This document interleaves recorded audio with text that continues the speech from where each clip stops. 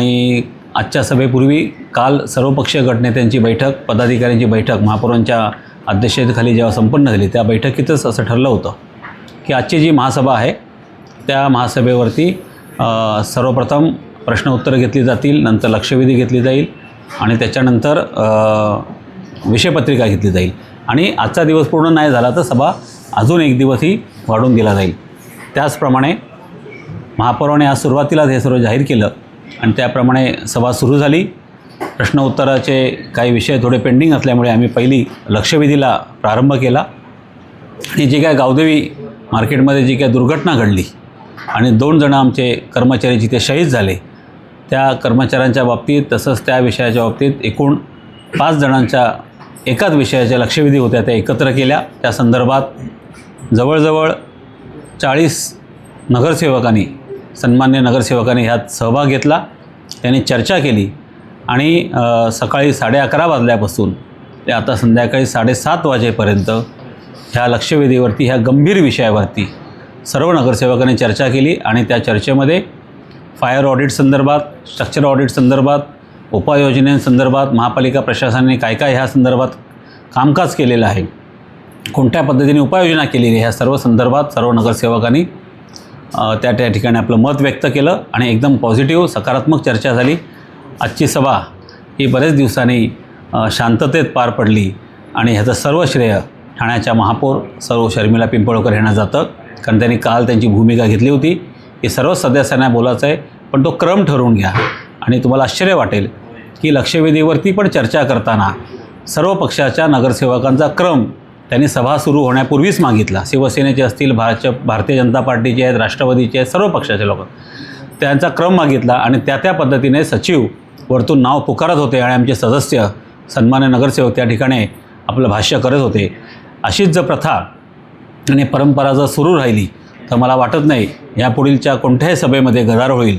आजच्या महासभेमध्ये कोणीही सदस्य की मला बोलायचं आहे, मला बोलायचं आहे अशा पद्धतीने उठले नाहीत आणि सभा ही चांगल्या पद्धतीने संपन्न झाली. यात लक्षवेधीवर आम्ही चर्चा केली, लक्षवेधी ती जी होती ती पूर्ण केली. याच्यानंतर 3 विषय जे आमचे विषयपटलावरती होते प्रामुख्याने 538, 539 आणि 541 हे तिन्ही विषय आम्ही आज त्या विषयाला मंजुरी दिली. त्यातला एक जो विषय होता पहिलाच तो आमचे सागर सूर्यकांत शिंदे आणि दुसरे एक आमचे आरक्षक गाडेकर, काळू शंकर गाडेकर ह्यांचे दोन्ही विषय, ह्या दोघांनाही जे वीरमरण आलेलं आहे त्यांना शहीदाचा दर्जा देण्याकरता शासनाकडे जो प्रस्ताव पाठवावा लागतो, तो प्रस्ताव पाठवण्याकरता त्या दोन्ही ठरावांना आज आम्ही मंजुरी दिली महासभेने.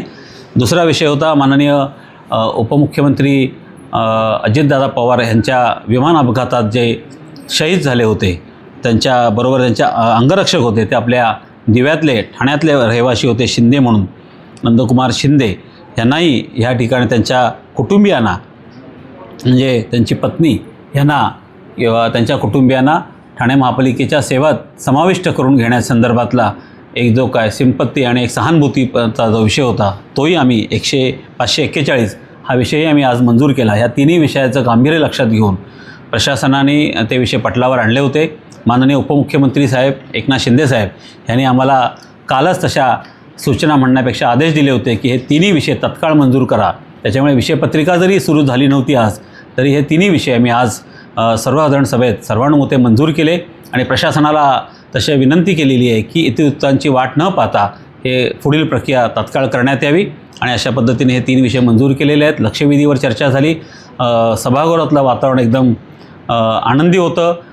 स्वतः उपमहापौर आमचे कृष्णकांत पाटील हे आज खुश होते का त्यांना डायसवरनं खाली उतरावं लागलं नाही आणि एकदम आनंदात वातावरण सर्व झालं आणि मला वाटतं ह्याच्या पुढच्या सर्व सभा ह्या चांगल्या पद्धतीने पार पडतील आणि ठाणे शहराच्या सर्वांगीण विकासाकरता जे नगरसेवक आपली व्यथा मांडणार आहेत त्याला प्रशासनाकडनं योग्य त्या पद्धतीने उत्तर घेतलं. आमचे मित्र नजीमुल्ला यांनी आज सभागृहात सांगितलं की त्यांचं जे मानधन आहे पुढील 5 वर्षाचं ते ह्या दोन्ही वीर कुटुंबियांना दिलं जाईल.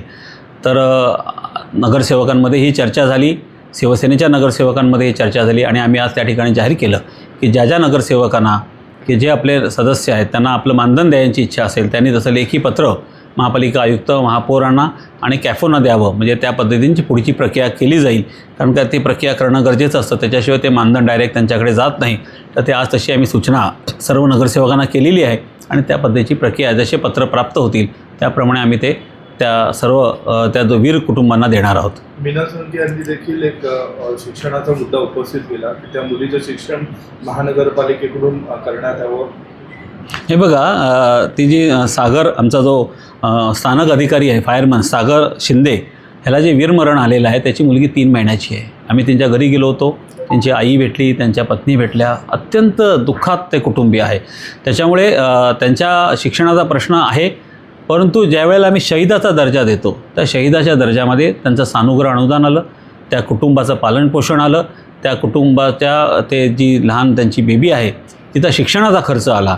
त्याचप्रमाणे त्यांना ज्या मिळणारे फायदे आहेत प्रशासनाच्या मते ते सर्व या शहीदाच्या दर्जामध्ये त्या सर्व ठरावामध्ये समाविष्ट असतात. त्याच्यामुळे वेगळ्या पद्धतीने शिक्षणाचा खर्च महापालिकेने उचलायची गरज नाही. तो शहीदाचा दर्जा आम्ही एकदा दिला की ह्या सर्व योजनांचा त्यांना फायदा होतो.